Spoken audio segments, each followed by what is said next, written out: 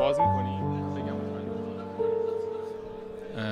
دوستان گرامی اگر نیاز دارید به سرویس مترجم همزمان دم در یک میزی هست، از اونجا میتونید تهیه کنید. فقط یک کارت شناسایی هم ازتون میگیره برای مترجم همزمان دستکش بهتون بده.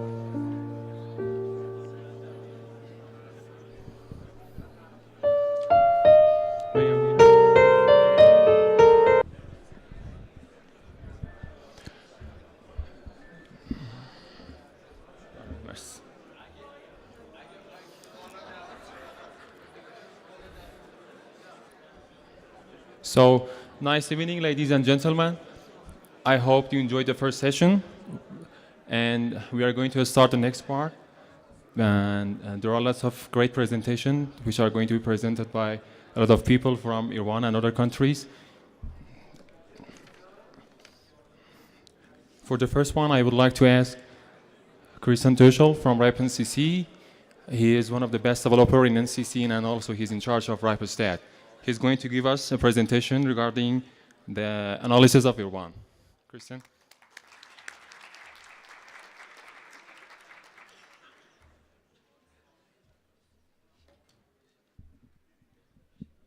Thank you, Milad. Salam and good morning. My name is Christian Teuchel, and some of you might remember me because I've been here 4 years ago at the last regional meeting in Tehran, in this hotel, in this room actually. And what you also might know about me is that I work for the RIPE NCC in research and development. And in my job, I work a lot with data. And I think you can say that I love data because of the unbiased insights you get from data in various fields. And data is also the driver for this presentation. What I'm going to present you here, and actually we have a lot of content, so that's why I have to speed up a little bit. And I hope that's also okay with the translators. My excuses for that already. What I'm going to present you is a data-based analysis that is related to country Iran. And let me start with a small introduction. First of all, statistics is a tool to use on data to get insights. So that's why I started with a headline. Statistics are important. They help to inform business decisions, influence regulatory policies, and so on. And statistics in itself, they would be useless without data. And so I make a little bit advertisement for the RIPE NCC in this sense. I mean, we are a non-for-profit organization, so I think that's fine. The RIPE NCC provides data for everyone to use in, for example, statistics. And there are 3 very important data sets that the RIPE NCC provides. The first one is registry data. So that is the RIPE database, for example. The second very important data set to understand what's going on the internet is routing data. And the RIPE NCC provides routing data via the RIS system. And that gives you insights on the control plane. So if people are familiar with the difference between data plane and control plane, they know what I mean. If you are not, it's also not too important. And the third layer of very important data sets is active measurement data. And the RIPE NCC provides a very good data set in sense of that with RIPE Atlas. I'm going to talk about RIPE Atlas a little bit later. And we are not only creating these data sets, we also provide access to these data sets. And one of the tools that you can use, and you might have already used it, is RIPE-Stat. And RIPE-Stat is actually quite popular. So on a daily basis, we get around 55 million requests on RIPE-Stat. And that's not coming from a few users. It's coming from 1.6 million unique IP addresses. So there's actually a lot of demand for open data. But as I said, we need to speed up a little bit. I have 4 topics for you. The first one is IPv4 depletion. Then we're going to talk about internet and economy, IPv6 of course, and then we're going to conclude with active measurements. But before we're going to go to the first topic, I would like to give you one tool, and that is comparison. In data science, comparison is a very powerful tool to understand the data. And I'm going to use comparison here as well. And I would like to set Iran and compare it with 2 other countries. And those 2 countries are Germany and Turkey. And right now you would ask why I'm using Germany and Turkey. First of all, it's not the land area. Because if you're going to look at that, then we see Iran is definitely leading that. Iran has more than twice the size of Turkey. But I think that is also not important. The actual reason why I chose Turkey and Germany is because of this. It is the population. And I hope during the presentation you will understand why I picked the population. But that follows a little bit later. Let's go to the first topic that I want to present, and that's IPv4 depletion. And the bottom line is that by now you should have understood that we are running on out of IPv4 space, right? I mean, there was just last week the announcement of the RIPE-NCC that we handed out the last /8, so the 185/8, and we are basically giving out IP address space from the reserve tank, right? So there is not much left. And right now I would like to keep that fact and put it in context with the situation in Iran. And the first thing that we're going to look at is the registered resources. So I think you're all familiar with what I mean with that. So it is the allocations and assignments. And what we're going to see there is that Iran is at second place in this comparison. This is right now, right? This is from November 2017. And we can also look at the historical development, and we see an uptrend. And basically we see this uptrend on all different countries, so Germany, Iran, and Turkey. But I think the number of registered resources is not the most important number in this one. It is actually the IP space. And here we see a slightly different trend. And if we're going to compare that with all the other countries, then we see that in the last few years, we see a flat line. So why could that be? Has anyone an idea about that? This is mainly because the internet registries, they changed their policy to give out IP space. So we had a policy that changed the giving out of IP address space to /22, right? So that's why we're going to see a kind of a flat line there, and we don't see a lot of uptake. So the bottom line is, again, we don't have a lot of IPv4 space. And this is becoming very interesting if we're going to compare that with other metrics, right? One of these metrics is the internet penetration. Are you familiar with the internet penetration? So this is data that's coming from the World Bank. It basically says how many percentage of the people in a country have access to internet. And if you're going to look at these numbers, then we're going to see that Iran has the lowest value in this comparison. But it is very close to Turkey. And the data that we're going to look at is from 2016. So the internet penetration in itself is a number that is very easy to compare. But I think it doesn't really show the impact on the economy, for example. Because for that, we're going to use the population. And then we're going to come to the number of internet users in a country.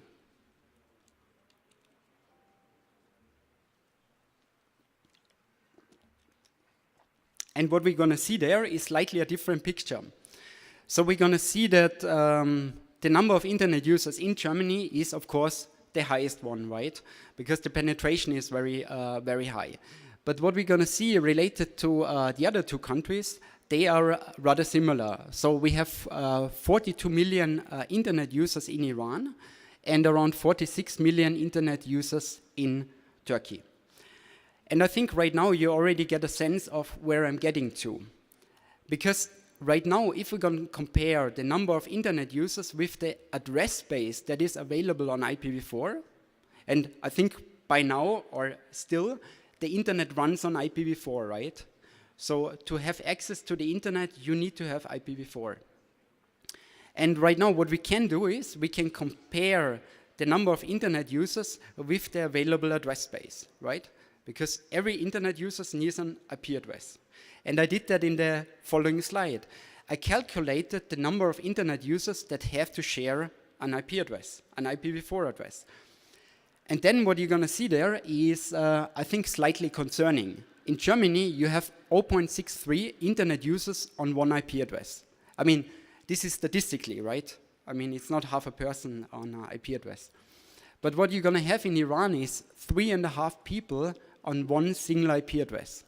So that means in order to make the internet work, you need to use technologies like network address translation so that more people share the same IP address. This is in a way very bad because it makes the operation of the internet more complex. And on the other side, it also destroys the end-to-end principle of the internet. So, if we're going to add another value, this is the population growth. So this is the annual population growth, and you're going to see that all the three countries that we have in this comparison have a positive population growth. So that means that by every year that passes by, the population growth. And then I would assume that the number of internet users will also grow. And if we remember the graph of the IPv4 space, then we see it's kind of flat. So this is not going to change. So that means the number, the ratio of how many users you have on one IP address is going to be worse. I summarized that in conclusion in 2 bullet points. First of all, Iran has the highest IPv4 scarcity in this comparison. And since we were looking at data from 2016, right now we have 2018, we have a higher population, and that means that the number is actually getting worse. And I use the internet population also in the sense because it has a direct impact on the economy, right? And we're going to see that in the next chapter that I want to present, that is internet and economy. And I would like to start that with a study from the World Bank from 2010, which found a relationship between the broadband subscriptions, so the broadband penetration, availability in a country, and the GDP. So without going into too many details about the presentation itself or in this study, you're going to see on the right side that a 10% increase of broadband has a direct and a positive impact on the GDP. So here we're going to have a difference between high-income and low-income countries. So the lighter color is medium and low-income countries, and the darker color is high-impact countries. In both countries, it is a positive relationship. So that means if you're going to increase the broadband penetration for a country, then you can expect an uptake of the GDP of, in this case, it's 1.25%. So what I did then, I looked at the GDP, and Germany is leading that. I think that is not a surprise. And Iran, in this case, is on place 3rd. And again, the data that we are looking at is from 2016. That is purely because the World Bank doesn't provide newer data sets. The next thing that I try to compare with the GDP is the broadband subscription, and I think here we already have an indication that the study from the World Bank is actually valid. We see that Germany has the highest broadband penetration, and then we're going to have Turkey and then Iran with the lowest one. If we're going to keep in mind that what I showed you before, that the number of internet users is roughly the same for these two countries, it's another indication that the study from the World Bank is actually quite valid. So that there is a relationship with broadband penetration and GDP. But let's look at the historical development. And here you're going to see the historical development of GDP and broadband subscription for Iran. And if we're going to look at the numbers from 2001 till roughly around 2010, we're going to see a positive correlation between GDP and broadband subscription. So I think, again, that's a very good argument for that the study is quite valid. And you know, I'm not very familiar with the economical situation in Iran. I would like to invite someone of you who is more familiar with the economic situation to help me interpret this graph. But I give it a try.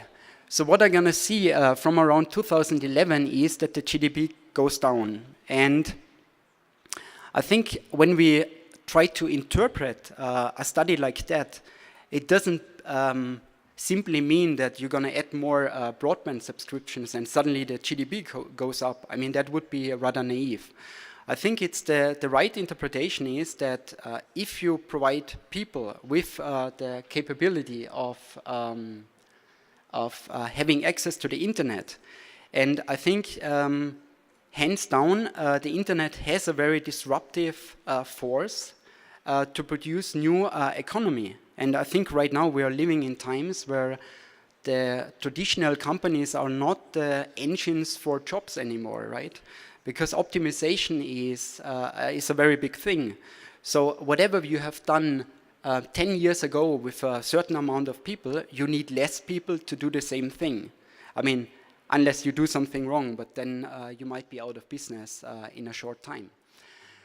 So if we're going to look at that, then I think the interpretation is that having access to the internet has a very positive effect on the economy. And that is because you have more people playing around with the internet, more people tinkering around with technologies on the internet, and that might end up in a startup. And startups at this moment are the only job engine in our economy, right? And I think we can also agree that the companies with the highest capitalization in the world are internet-related companies. But coming back to this graph, so you all know that in 2008 there was the financial crisis, or as it was called, the second great contraction. And I think that this graph, that this downturn of the GDP can be interpreted with the fallout of the financial crisis, because I think a financial crisis doesn't hit immediately. I think there is a bit of a lag when it hits the real economy, and I think that could be a good interpretation for that. But as I said, I would be very happy to get some information about the development of the GDP from someone from you. Okay, again, I try to summarize the findings. First of all is that the study of the World Bank can be considered valid, that the broadband penetration has a positive correlation with the GDP. And I think this is right now the upside, right? In Iran, we have the lowest internet broadband penetration. So that means that there is a lot of room for growth. I hope that is clear. So if you invest more in broadband, then you can expect a positive influence on the GDP. All right, then we're going to go to the third topic. I'm just checking on time. Yeah, all right, I have to hurry up a little bit. IPv6, right? You all had, or some of you had a training on IPv6, so you know about the technical aspects. This part is more about the impact on the country. Let's start with looking at the number of registered resources that we have in Iran. Unfortunately, we have the lowest number of IPv6 prefixes registered in Iran, but again, this is registered resources. Let's see what that means in a further trend. So I'm gonna go back again to the IPv6 space, and this is pretty similar to some other countries from the trend, right? We have a positive trend in all countries, so this is good. The number of IPv6 space is, of course, different between Germany, Turkey, and Iran. And to visualize the situation in Iran related to IPv6, I took another measurement, and that is a measurement data that is being provided by our colleagues from APNIC. And in a nutshell, it is based on online advertisements, but these online advertisements trigger measurements towards IPv4 and IPv6 resources. And then you can easily compare from all the people that are viewing these advertisements, how many of them are IPv6 capable and how many are not. And of course, we have our top players, right? I mean, we have Belgium, we have India in there, but we also see Germany with roughly around 40% of IPv4 users coming from Germany. And for Iran, we're gonna have 2.2%. This is not bad related to other countries, because in the long tail, there are many countries below 1%, but it also shows there is a lot of room for growth.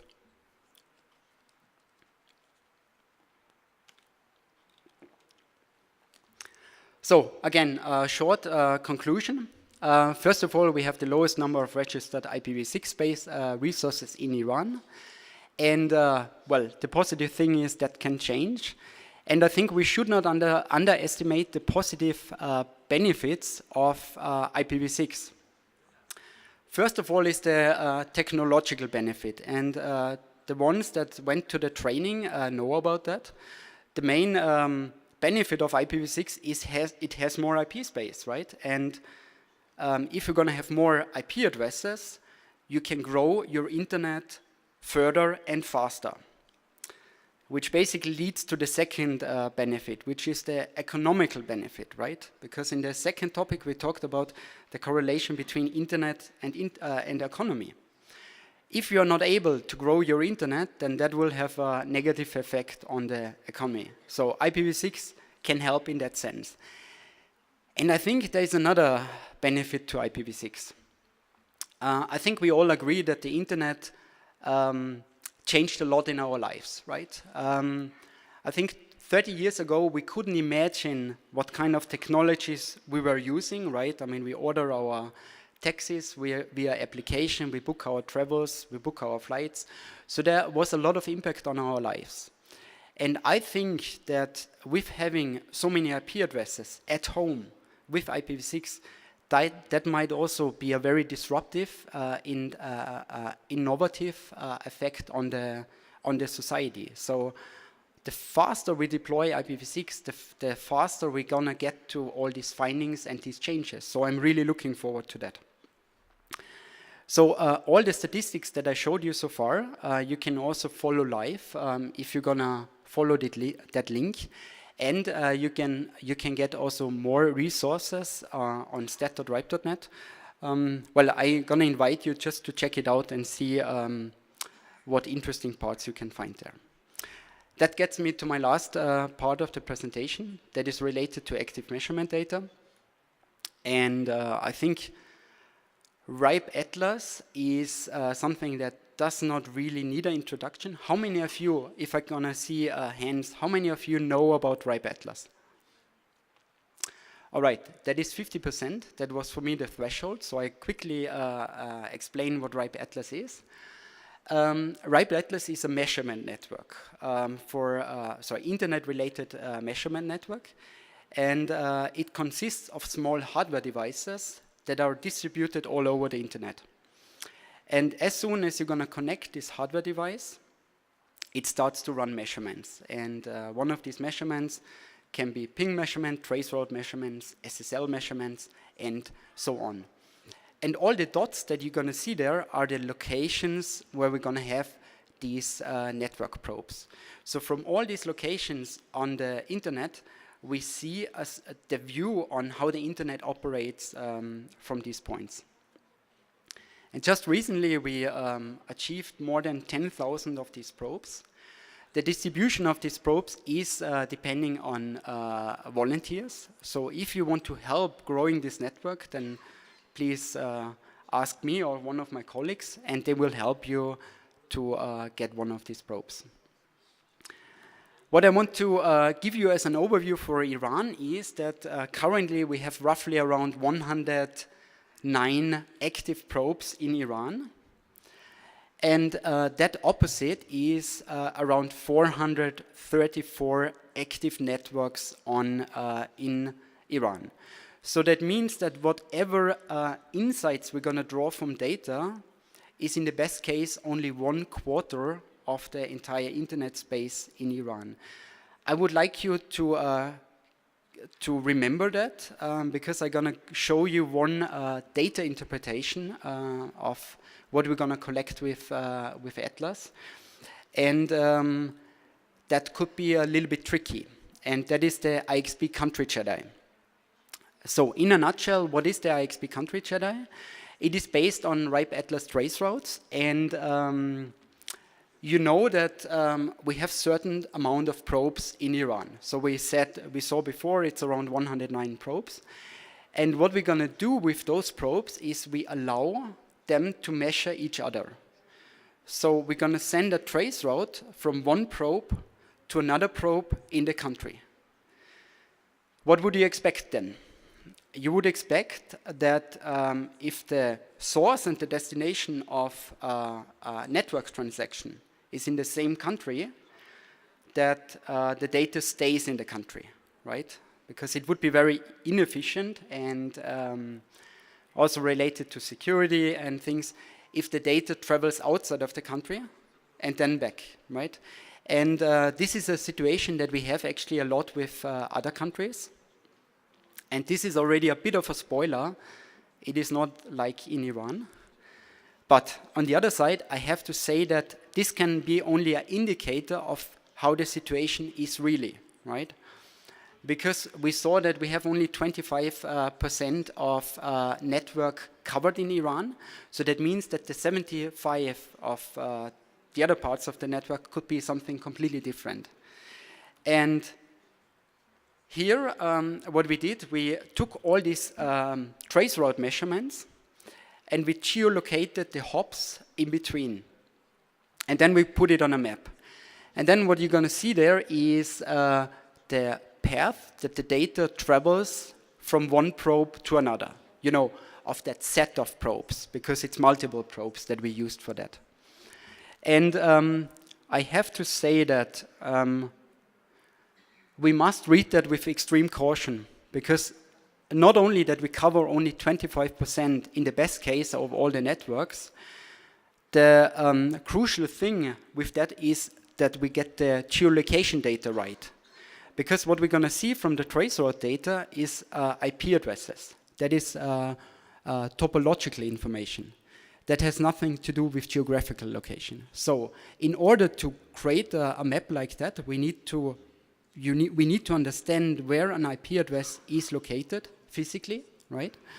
And then we will be able to create this map. So if the geolocation data is wrong, then this picture might also be a bit wrong. So I think it's only important that you take that not for the ground truth. And unfortunately, the usage of IPv6 in Iran is not that high. That's why we don't see too many paths on the right side. My last slide so far is another measurement application. This is from MLab. This is a Google-supported measurement platform, also for active measurement. And in this case, they observe bandwidth capacity, right? And bandwidth capacity actually fits very well with the topic that we had in internet and economy. And what we're going to see from this sample, and this sample has been taken from 4,500 clients in Iran, is that the majority of the broadband available in Iran is below 2 megabits per second. And that is not a lot. So I think that from the negative side, you would say like that should change. From the positive side, I think you can say there's a lot of room for improvement. And with that, I'm gonna conclude my maybe already too long presentation. And yeah, I would be happy to get some questions on the presented data. Yes, please.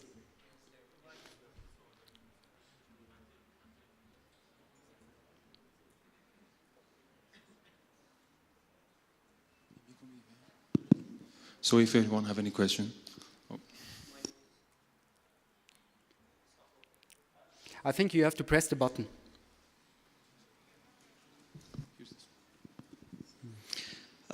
My question is about slide number 32, I think, which was IPv6 in Iran, the statistics that you had from APNIC. Yes. How reliable are these data? You said that it's based on the advertisement that can trigger the measurements. Mm-hmm. So if a country is not actually seeing those advertisements, the measurement cannot be really accurate, right? So in case for Iran here, do you think that APNIC measurement is really accurate? I mean, you're totally right. The accuracy of these measurements really depends on what means you're going to use. And the advertisements are distributed with Google. With whom? With Google. So I think it depends a little bit how popular Google is in Iran. I think this is more a question for someone else to answer. Is Google very popular in Iran? It is, but having advertisement from Iranian business on Google is something tricky, I think. So it's like that they cannot directly deal with Google, so they cannot put advertisement. Mm-hmm. So I'm not sure how it works, but if it's based on Google advertisement, I think that maybe it's not really accurate. I would say that if you're going to say that Google is popular in Iran, then I would assume that the accuracy is actually pretty okay, because you know how Google advertisements are, these campaigns, how they are laid out, right?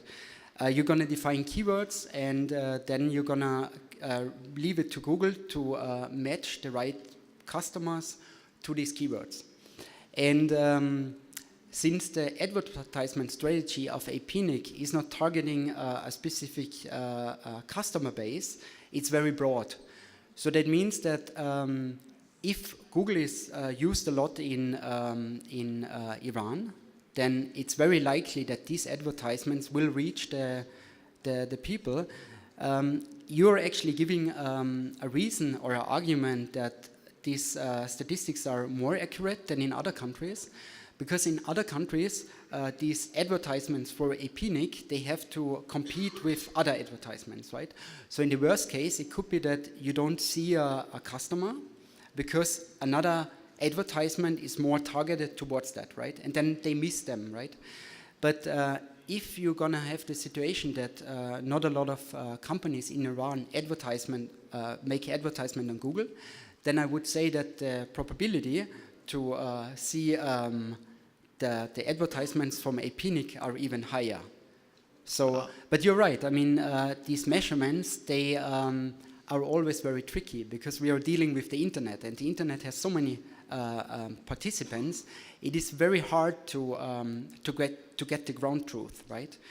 But what helps with these measurements is that you're gonna get in the area where it is. You have a statistical error, and I would say that the values that we're going to see in Google for this one should be interpreted based on a country level.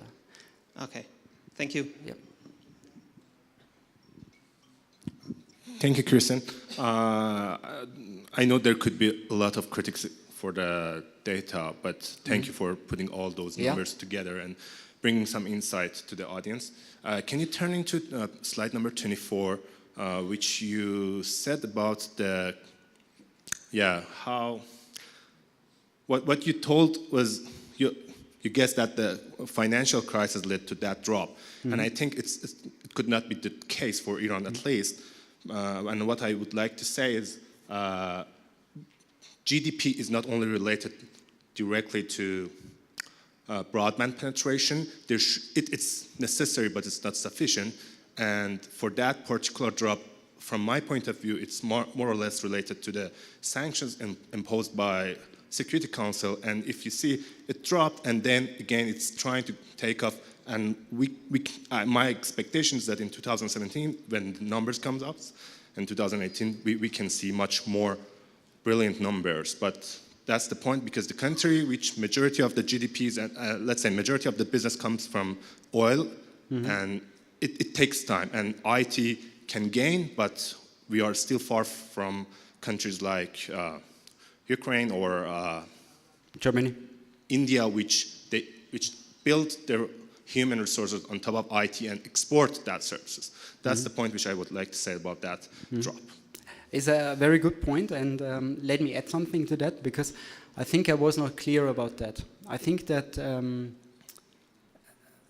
if you're going to keep everything the same, then the study from the World Bank showed that the broadband subscription rate has a positive effect on the GDP.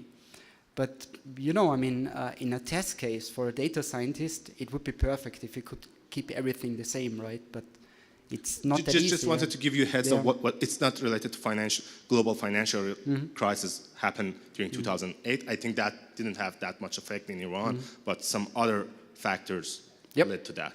Perfect. I will update my slides on that. Thank you. Nishal. Hi, Christian. Nishal Govardhan, Packet Clearinghouse. Interesting to listen to you as always. My question isn't directly related to the presentation, but rather to some of the an extrapolation of some of the data you presented instead. You mentioned the RIPE Atlas network, and you explained that it's difficult to do geolocation based on that. The measures that we have for geolocation on the internet today are broken at best. I think we all agree that. With the Atlas program, have you explored doing something like exporting LOC records in the DNS to be able to provide accurate location of where something looks? Obviously, to someone like you who has a lot more access, I should say, to the probe's data, you could figure out where something is. But to other researchers out there, it would be incredibly useful to be able to get a lock record in DNS to guess at the to guess at the location for where a probe is, and then to infer more intelligent guesses as to results that they're getting from those sorts of probes. Yes, absolutely. So it's very good that you brought that up. So related to the probes, we rely heavily on the information that the probe host provides. So we're going to give out a probe, someone register for that probe, and they're going to provide a location. And that is something that we can use. So basically, we match the IP address of the probe with the address information that the host provides. But additionally, and this is something that we started this year, is a project where we focus on geolocating the internet infrastructure. And this will follow a lot of mechanisms. So what we're going to use is triangulation. So we use the probes, and then we're going to use the runtime speed of pings and trace routes to find out where the location of a certain IP address is. And we use also MaxMind, and the log information in DNS is also something that we additionally use for that. but we also use a crowdsourced module. So I hope that in the next few weeks, ideally before the RIPE meeting, we can provide more information on the ongoing process with that project. So, sorry, just to be clear then, it is the intent to export this through something standardized like a lock record? This is something we still have to identify. I'm slightly biased, as you might guess, towards yeah, DNS sure, and lock. I totally understand. I think it's not on our radar at this moment because we're busy with creating this information. How we're going to distribute this information will be something up for discussion. I mean, in the first place, I think we're going to release the plain information as an archive or something like that. There will be a REST interface, so where you can get the information between IP address and location. And if the demand is there, that we also put that into DNS, then I think we could do that, yeah. But this is really up for discussion. You know, I don't want to jump ahead and make conclusions. Thank you very much.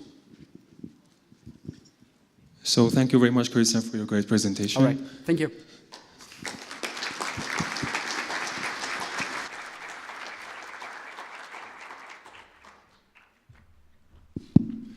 According to the numbers and the statistics, we know all that we have to do a lot of things in Iran, especially regarding IPv6. And next one is exactly about IPv6 implementation in Iran and some challenges that we have already in our country. Now I would like to ask my friend and colleague Shaheen. He's going to present us what are the challenges in Iran about IPv6.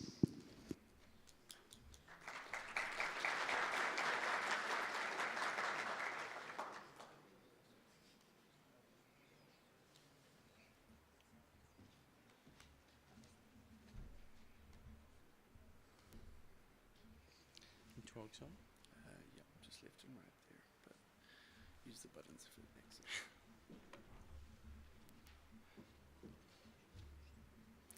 Hello again. I am Shaheen Ghayaghi and I work for Asiatic in R&D department.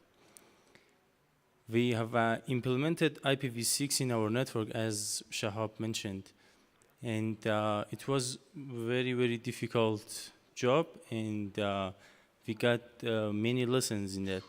I wanted to share some lessons with you, and that we got, and also show you some statistics and tell you about a big experience that we got. So our agenda is I tell you about what were our transition mechanisms and which challenges we had, and also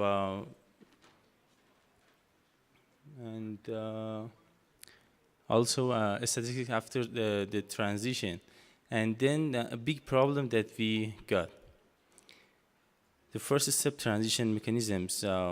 We chose to use dual stack because we were not in a hurry to switch into IPv6. I know we should switch to IPv6 as soon as possible, but our network is working and we have many other jobs to do before IPv6. They are more important, but whenever you start, it finishes some while after. So we decided to make some phases for our services. We divided our services in some categories, and we added some weight to them.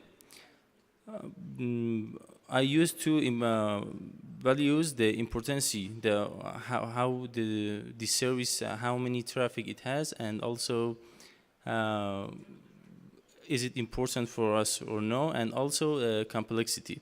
Some services we can switch to IPv6 very easily, but some is not. So I made this chart that we have main 5 categories.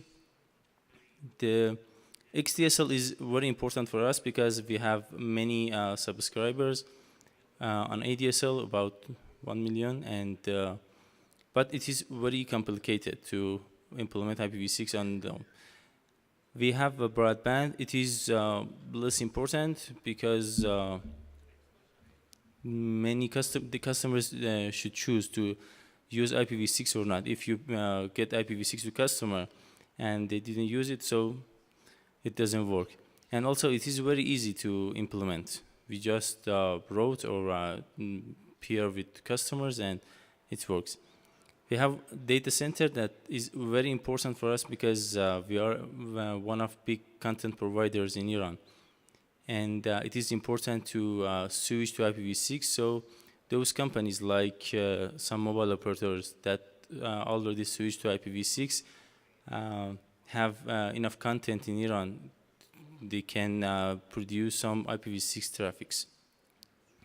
The campus is the easiest. It's just a DHCP server, and or you can work with Slack. So as soon as you assign IP address, it works, but it has some security problems and some internal services like our website and mail server and etc. So we get some challenges in implementing IPv6. At first, if you want, because we were the first, we needed to get permission from some guys from the security guys to if are able to advertise V6 or not. When we get this permission, we get a very big challenge. It is TIC. Unfortunately, they didn't like to serve us IPv6. We insisted and insisted, so we got IPv6 finally. And anyone wants to switch to IPv6 at first should check for these permissions. If the provider is available to make peering on IPv6 or not. Also, as you may know, many devices doesn't support IPv6. And for example, Cisco router, it supports IPv6 for many years, and but in some cases they don't. For example, we have some PNGs or BRSs that is a Cisco router that terminates PPPoE connection. They don't support all of radius attributes, and we had to change our plan, change our radius attributes to work with this router. Also, we have some charging equipments. They are PCF. They ask for extra money for activating IPv6, supporting IPv6. They see IPv6 as a product. So they got more money and more support issues for activating IPv6, supporting IPv6. And also, the main problem is CPs. Many CPs don't support IPv6 at all, and those are supporting. It's very difficult and challenging for a customer to enable it.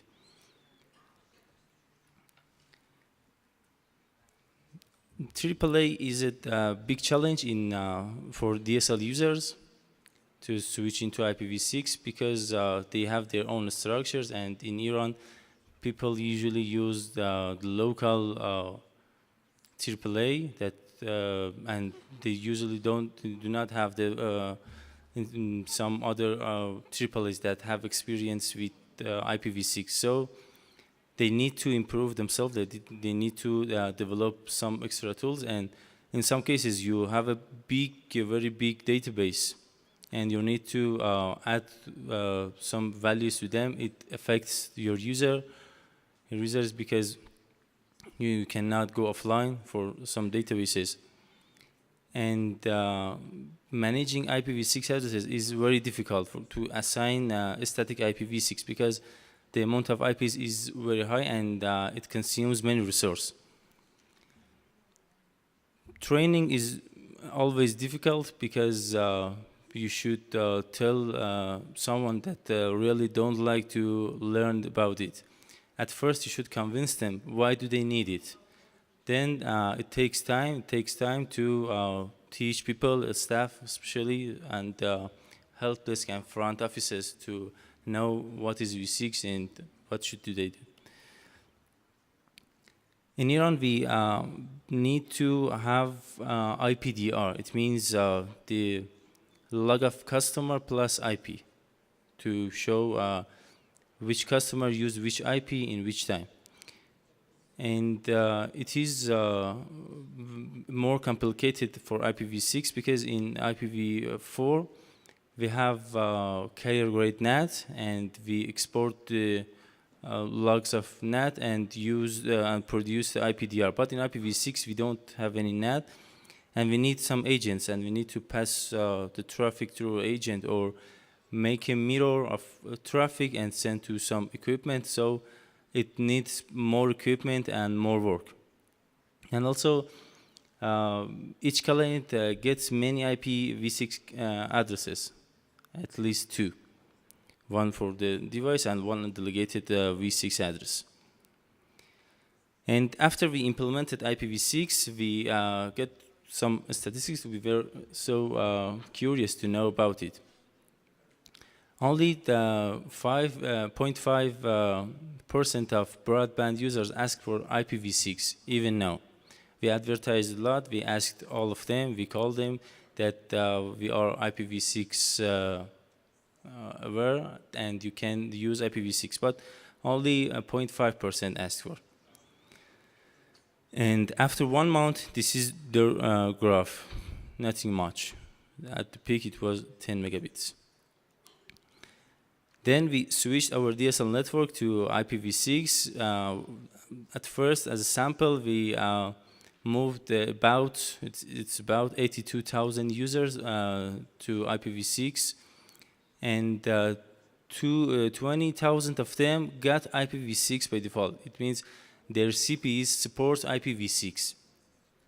And only 6,000 of them asked for IPv6 delegation, because if a client gets IPv6, it needs to share in their local network, and IPv6 doesn't have any NAT. We need to route extra prefix to them. It means it's called IPv6 delegation. But this is also their graph, and not much traffic. It is better than broadband, but not much traffic. But we checked for the problem. Many of you know that about 30% of Iran's traffic goes to Instagram, and about 25% goes to Telegram servers. And we have many Google services. Many websites use Google services. And all of them support IPv6. They are potentially IPv6 traffic. So what is the problem? Do you have any idea what was the problem? Of course, no. Yeah, exactly. Happy eyeballs is the problem. Because in happy eyeballs, that is written in the RFC. Yeah, the client has maximum 15 milliseconds to reach the DNS server and ask for the Quad A record. After it gets the record, the Quad A record, it has only 250 milliseconds to catch the first byte of from the server. So we went and investigated in the latency. The latency is divided in 3 sections. The last mile is from telco center to the customer, and the transmission from telco centers to the main data centers, and the international part. This is a graph I made from, I used the RIPE Atlas for making some graphs. I put some probes in the ADSL link, and my destination was the telco center. In about 40 milliseconds or 30 milliseconds is average, the latency of ADSL links. And we have 6 millisecond latency, and also we have more. And transmission are two parts. We usually have a VPLS link that get from TIC from our main data center to a province, and we have another link from province to telco center. So they have their own delay. And as you see in these graphs, it is about 20 milliseconds, the delay of the TIC VPLS, and also the local MPLS is about 10 milliseconds. So both of them are 30 milliseconds, plus that 30 milliseconds that we got in last one, 60 milliseconds. And we have only, if the delay of international link is more than 190 milliseconds, so V6 doesn't work. And the problem of international links are, the first one is we have only one provider. We are not dual home. We cannot pair with any international or international service provider or international IXP. And we have several international providers that our provider pairs with, and most of them are 10 gigabit links. So they have a problem to balance these traffics. And many times you get congestion in one link. And we don't have any international CDN like Akamai or Cloudflare in our data centers. And TIC doesn't pair with its peer like Turkey, UAE, and some other countries. And this is sample RTT to Instagram from Iran's probe. I chose them random, and the problem is most of probes in Iran hosted in data centers and companies over broadband link, not ADSL links. So the ADSL link is worse than this. You see, the average is above 200. So this is why V6 doesn't work. And this is a measurement. The destination is Telegram. It is better than Instagram, but it's high too. And if you look at Iran from various countries, some sample probes, and you or your data center, you will see that there is big latency from many countries to Iran. And the main problem is TIC doesn't support IPv6 in the data center internet. We have two kinds of internets. One is for normal usage, and another one we get for data center. We really want to have IPv6 on our data center internet, because we are a big content provider and we can have many traffics over V6, but both from outside and inside. But it's not possible to pair with them. And also, ouch, the presentation is, so it's finished. Thank you. If there is any question. So if anyone have any question, and please introduce yourself and the company you're coming from, and then ask your question. Arash.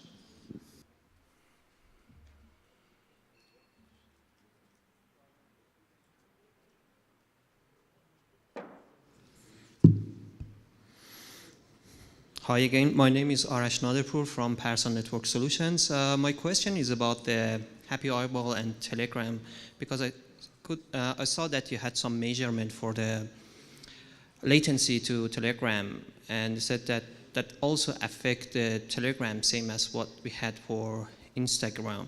So is it like that the Happy Eyeball really affect all other applications, or just web browsing or some specific ports and protocols? Yes, also all applications, yes. So you could actually monitor and see that the Telegram failed to connect on IPv6 because of the latency, right? No, I didn't investigate in this way. I just thought that it may for IP eyeballs. So I just used some measurements and saw that yes, we have big latency. So, And the next question is that I heard that there's a CDN of Telegram installed here in Iran. Is that correct? I don't know. Maybe TIC guys can Yes. answer. It's being said. So the latency to that CDN, have you done any measurement to that one, or you didn't check that? I used this measurement for the yeah. I heard that that CDN that they put in Iran is only for some high demand contents. For example, content that's shared in some big channels or groups.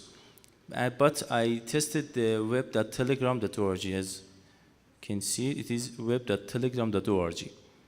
But the application, the actual application is not connecting to that server, right? I think that the actual servers should be different than the web servers. So you think that, can we conclude from But the latency all to of them the- are in same data center.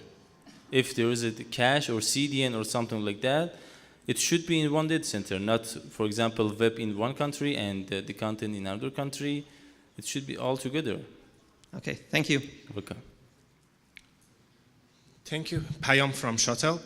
Thank you for sharing your experience. I have a question. Have you implemented in a way that the end users, I mean the endpoints in the customer premises receive IPv6, or you just terminate IPv6 at the CPE? No, we use both Slack and IPv6 DHCP to assign IPv6 address to a CP. And also, if in both ways, if the CP asks for delegation, IPv6 delegation, we delegate /56 to them. Okay, so how have you handled that? I mean, what's the common practice in your network? It's simple configuration The concern is that the day you bring up the IPv6 and assign it to the very last points, those points get exposed to the internet threats.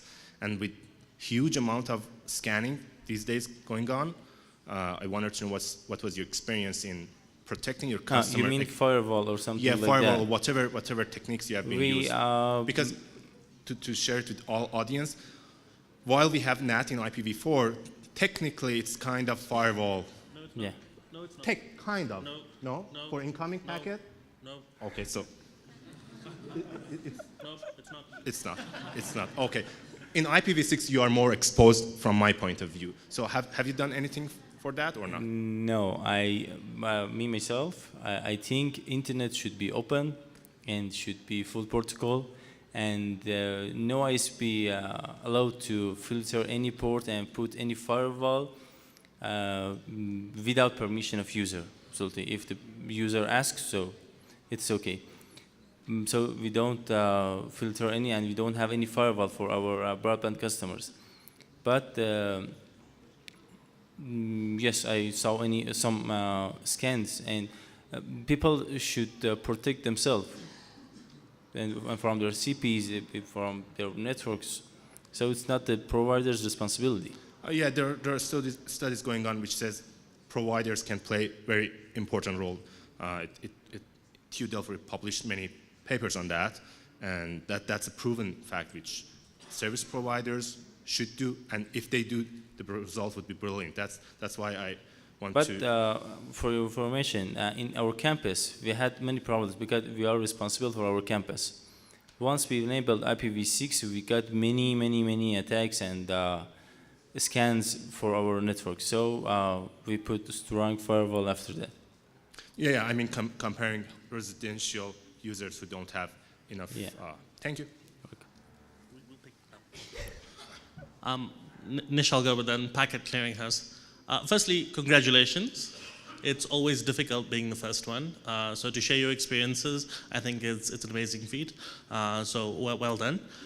I have a few questions. If there's no lines, so good. My first question is the address space that you're giving to customers. You said you're doing this via /56. Is that a /56 that you're rotating through, or is it an allocation that's made on demand and it just sort of stays that way for a long period of time? No, we got /26 from RIPE-NCC and also /29. I meant the and to the customers. so we put enough address space for our services, and we give out 3 kind of addresses. One for Slack between our router and CPs, one for DHCP-v6 again from between our router and the CPs, whatever they ask for. And if they ask for a delegation prefix, we give them /56 as recommended.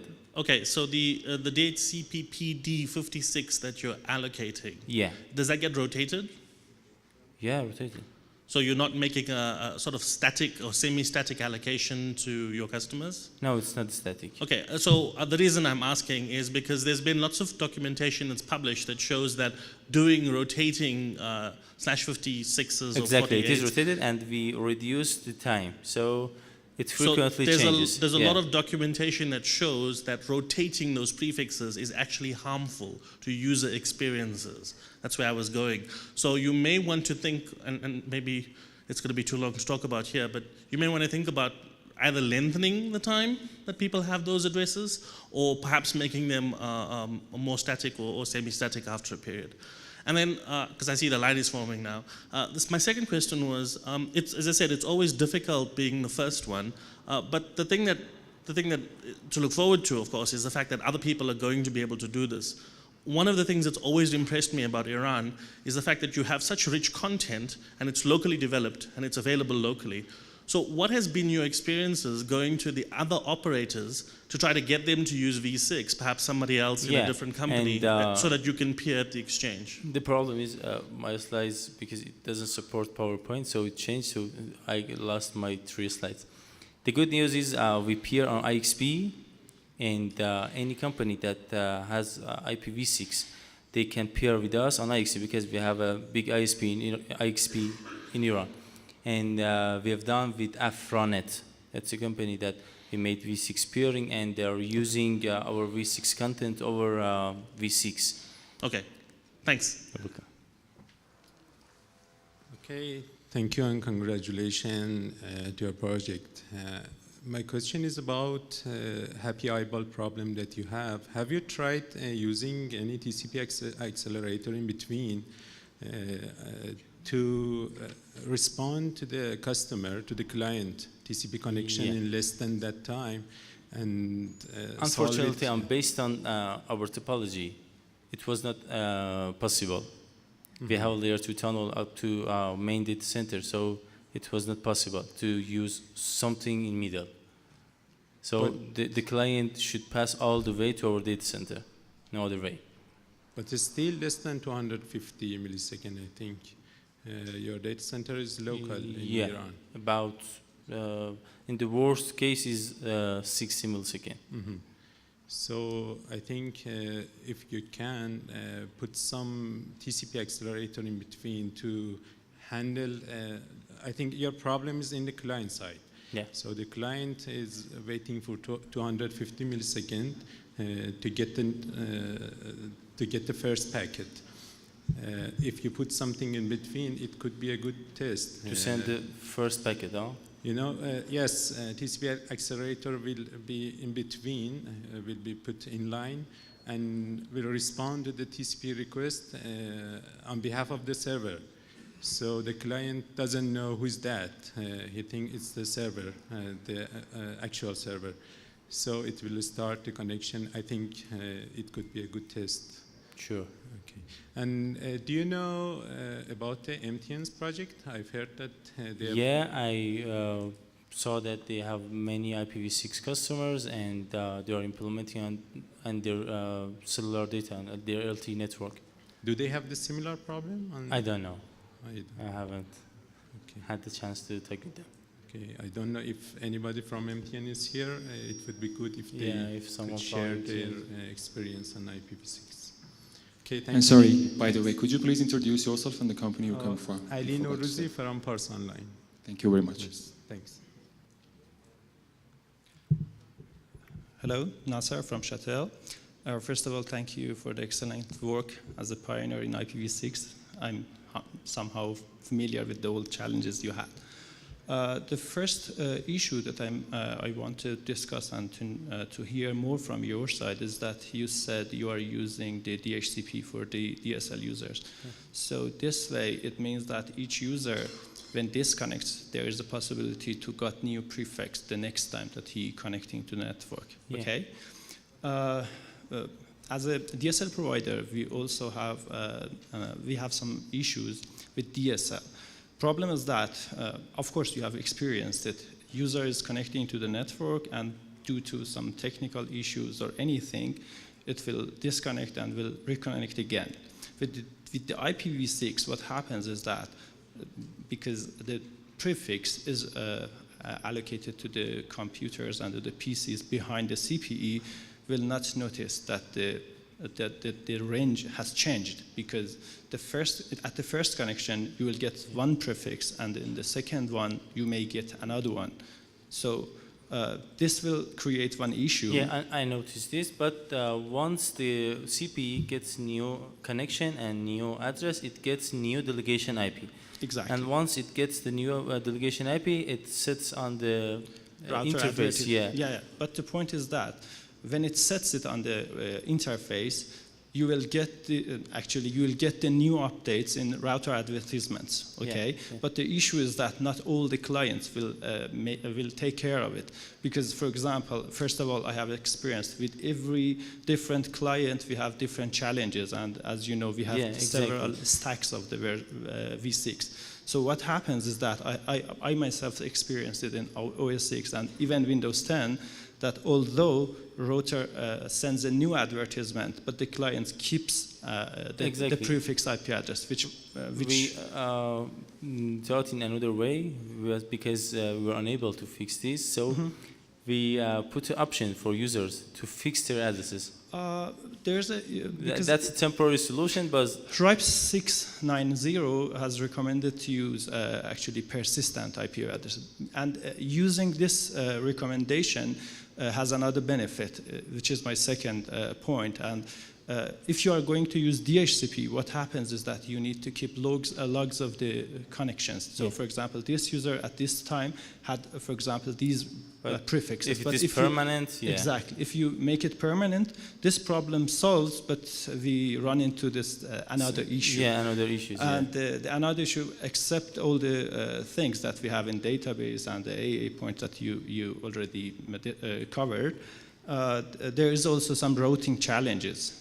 Because, as you know, for example, right now, we have routed some prefixes to the one BRAS, and there are times that you need to change to reroute the users. Yeah, you can. Yeah, exactly. I just wanted to hear if you have found any workaround for the second part, because you have discovered a lot of challenges, but we have not talked about the routings and the new issues will happen when you start using V6. We treat it as V4, because we have this problem also V4 when you have many static, especially after implementing CGNAT, we have many clients that ask for a static IP address, and we have two problems.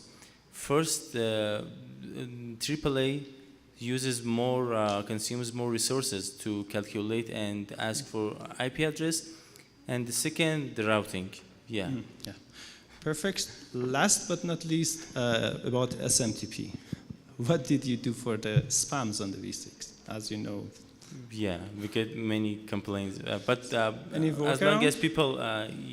long as many companies that use SMTP, there are big companies and they are not the DSL users. So some our colleagues told them about some spam checking rules that you add this and this and this. So, but no. No. Yeah. Perfect. Thank you. Thank you. Thank you, Nasser. Masoud, very short question because we don't have that much time. Sure. Just 10 minutes. Hi, I am Masoud from Usenet. With the thanks for the information you shared, Shahi. I want to ask you to explain about LI requirements if a company decides to go for IPv6 itself. I don't know if it needs some specific requirements, but some big providers have their LI in their company. Okay. With observation of the LI. But as long as you have this, it is okay. And they can simply enable IPv6 in that, and you get the permission, you can go on. I know, but if a company wants to run IPv6 for itself with no other provider in between. If you are FCP, yeah. you have that kind of stuff that I said. If not, your FCP should provide for you. For example, we provide IPv6 with no problem to our customers. Okay. And how about can you please specify more about the requirements that LI wants from you as a provider? Nothing. It has because it's some. No, I cannot tell it here. But okay. Thank you. Thank you very much. Always IPv6 discussion takes much time. And we have 10 minutes to launch, but I think we have to go a bit later. We are going to invite Ali Reza Saleh from IPM. He's going to give us a presentation regarding internationalized domain names.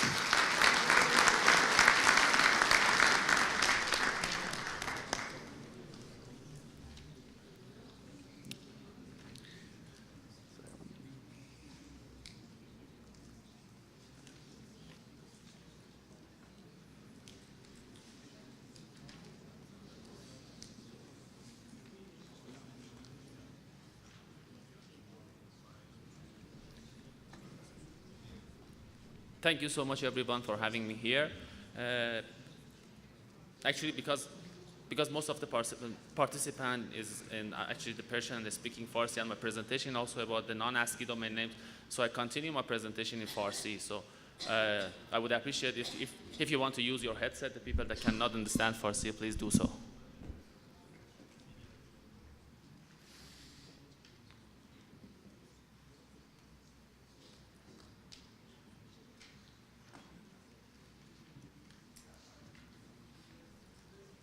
سلام، خیلی ممنون که من رو اینجا دعوت کردی. من میخوام در مورد دامنه‌های بین‌المللی یا دامنه‌های غیر در اصل به زبان انگلیسی صحبت بکنم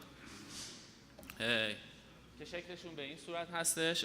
حالا یعنی در اصل TLD هایی هستن که شما میبینید، مثلا دات روسیه هست، مصر، شبکه، بازار، وب، ایران. این در اصل دامنه‌هایی هستن که هیچ کدومشون به زبان فارسی نیست، به زبان انگلیسی نیستن و با خط و زبانی غیر از خط و زبان اسکی دارن نوشته میشن.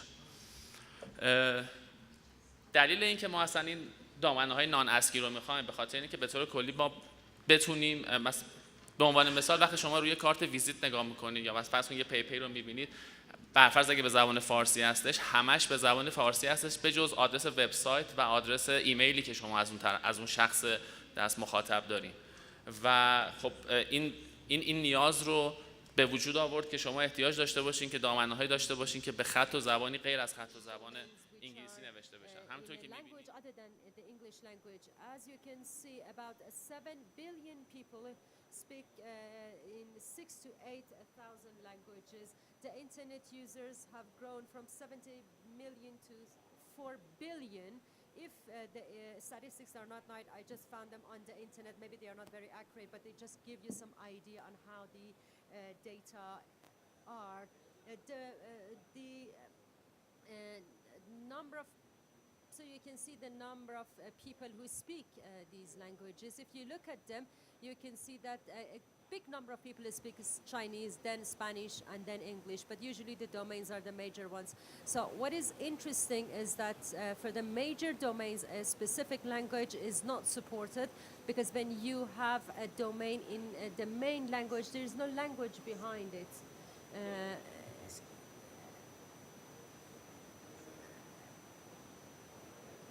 But on the web, the content, if you study the content, most of the web contents are in English, then in Chinese, and then in Spanish. So the Chinese language is growing because of the big number of people who speak the language. I'm going to be very quick because we have only 10 minutes before lunch, and so in 1996 this idea was proposed in ITF, and then it was standardized. So we have the 2003 standards, and in 1998 we had the first implementation. So it's the 2003 standards because it took so long to have the standards developed. All the TLDs started to implement IDL in their registry systems. .ir did the same thing. The first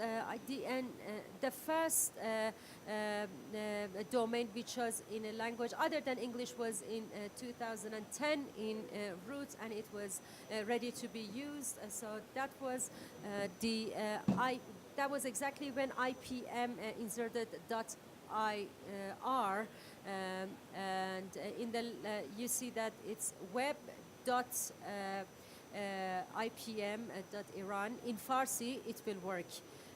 We ran a test on these domains. So we tried to register them under Iran because Iran was not directly on the root. So what we did is that we registered those domains under .ir. About 3% of the domains in Iran are in the Iranian language. Most of them are in Russia and in China. They are mostly registered in China and Russia. These are the two countries which are very active because they don't have the problems that we have. Because, for instance, the Farsi language is from right to left, while most of the content is from left to right because of the language which is dominant on the web. So we have the problem from right to left, left to right. Whenever you type on Word, for instance, although you have formatting tools, still in the address bar, these formats are not available. So that's a real need to handle this problem. When we have the international domains as part of the discussion, everyone said why we are not going to use the emojis please look at this side, this slide. Why don't we use the emojis? Because the emoji is also something which has been already used, and it's not ASCII, but everyone is using it. It's very popular. These domains that you can see, they are live domains. If you type them on your browser, you can get connected to them, and you can see the website. These are the websites which have used the emojis. Usually, emoji is a Japanese word. It consists of emoji, picture writing character, and for the first time it was used by the Japanese mobile phones. It was used by the Japanese for the first time, and then it became very popular when the smartphones started to use them. iPhones started to use emojis, and then it became very popular. Today everyone is using emojis in all the social medias, all the messaging apps. And definitely people can use these emojis because the DNS standard does support these emojis, because if you have a character other than the main language inserted in that address bar, it is converted to a series of Punicodes, and then that is resolved. So it works, but it has so many challenges. In 2001, these 4 domains were registered under .com, and they are now live, and they are operating, but they're all emojis. And as you can see, the character .com is converted to something else. So all the domains other than the main ones, when you put them on the browser, there's a processing step. It is converted to something else, and then data starts to be resolved like a main actually domain. And Unicode after Unicode 6, the emojis are now a sequence of Unicode, and this has made it possible for us to benefit from the domains. You can see the unicorn here. If you type it in the browser, you get the equivalent of it, which is xn3s9h.ws.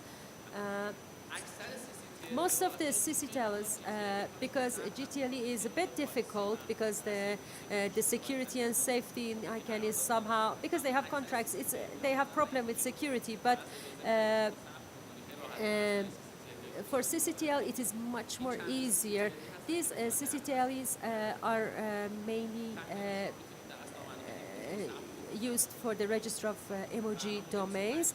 About 25,000 emoji domains are already active. They are mostly for advertisement or for parking, nothing much very serious, mostly for amusement purposes or gaming purposes they are used. And as you can see here, you can get connected to I Love WS. You can register your domain or whatever you want to do, you can do. Emojis, what the problems are now, they are not very much recommended because there's a lot of risk of phishing in the emojis, and the registrars which support them, you can see the list. The registrars that support them are very limited. Most of the browsers do not support them properly, and based on the operating systems, they can be different. We have the same problem in the IDN domains because based on the font of the operating system, you can work. So that sequence can be very different. So it will be, it's not. Actually a uniform format, and most importantly the IDN 2008, the latest IDN standards do not support the emoji characters. So if a browser has implemented the IDNA 2008, that is the latest standards, which is the international standards, you cannot use the emojis.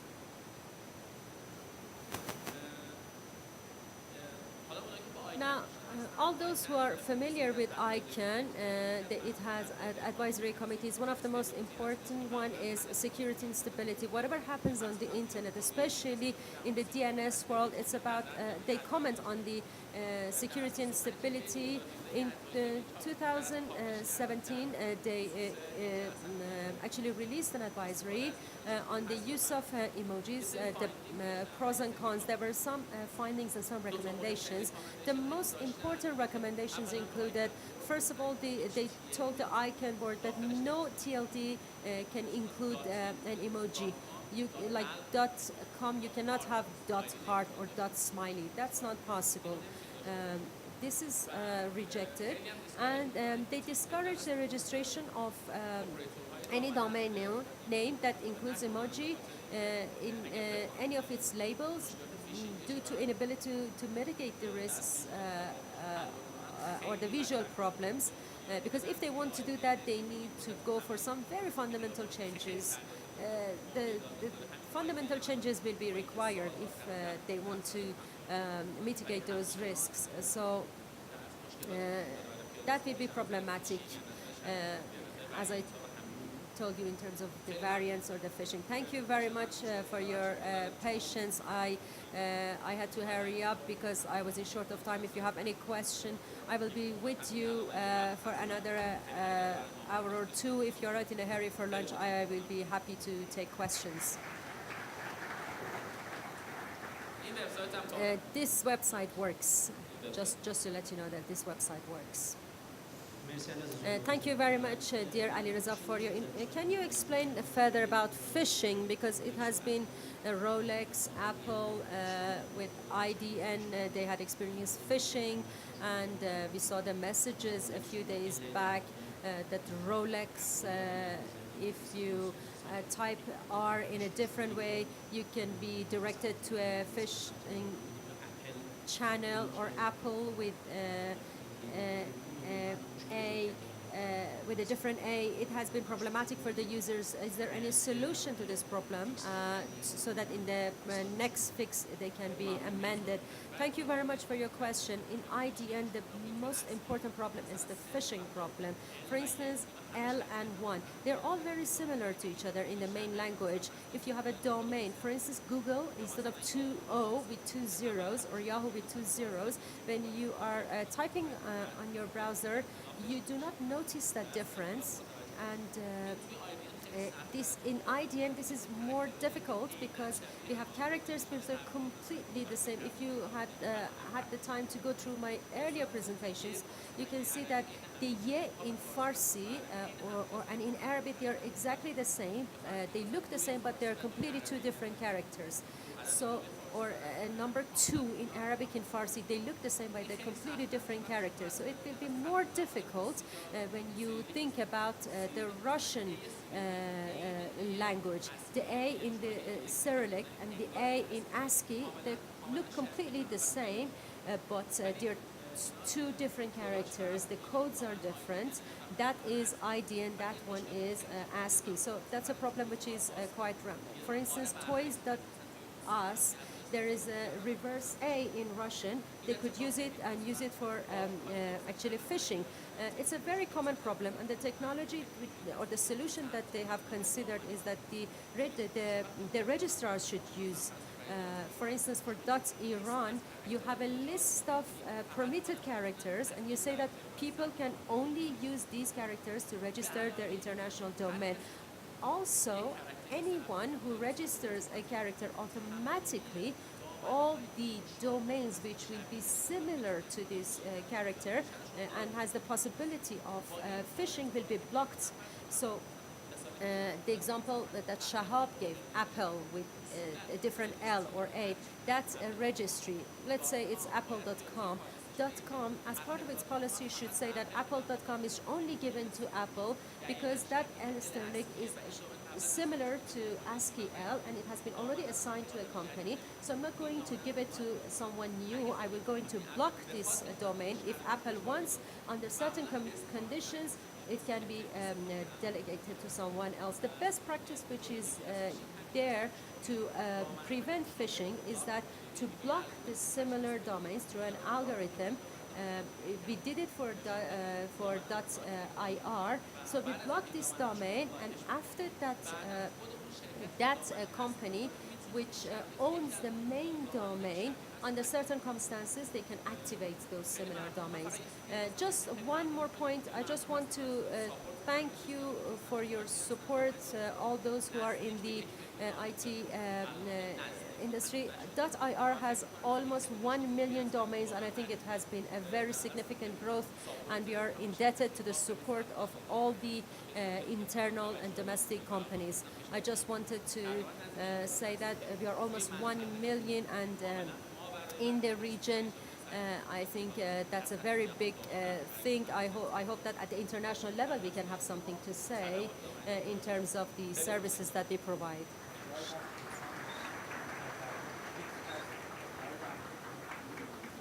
خیلی متشکرم علیرضا به خاطر ارائه عالی. حدود 1 ساعت وقت نهار داریم و جلسه بعدی رو دقیقاً ساعت 2 بعد از ظهر شروع می‌کنیم.